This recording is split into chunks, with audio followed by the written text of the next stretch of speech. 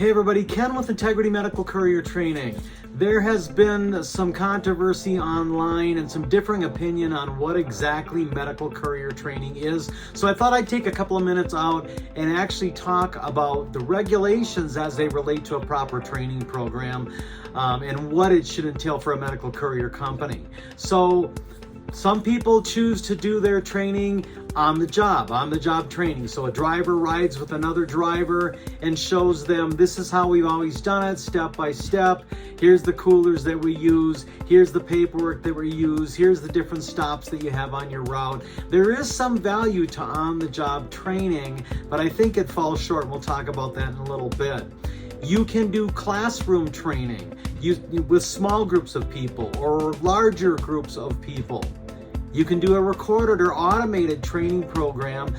We've seen some examples of generalized programs by certain companies where they don't really tell you what the risk is on your particular job site, but they give you some basic ideas about bloodborne pathogen awareness, and then they leave you to connect the dots. I think that's certainly less than optimal. A good training program is actually going to show you how to do the job according to the regulations, and they're going to show you how to avoid exposure and certain dangers on the job as well.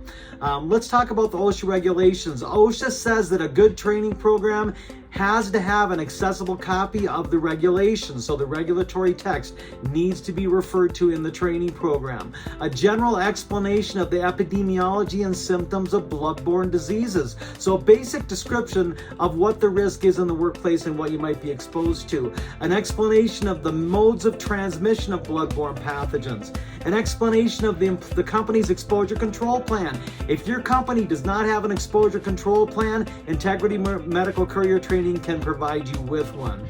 An explanation of the appropriate methods for recognizing the tasks and other activities that may involve exposure to bloodborne diseases. So you literally has to be function-specific training. Integrity Medical Courier Training has that. Some other important issues that need to be covered in a OSHA-compliant training program. Information on the proper types and use and removal and handling of PPE, personal protective equipment like rubber gloves, for example.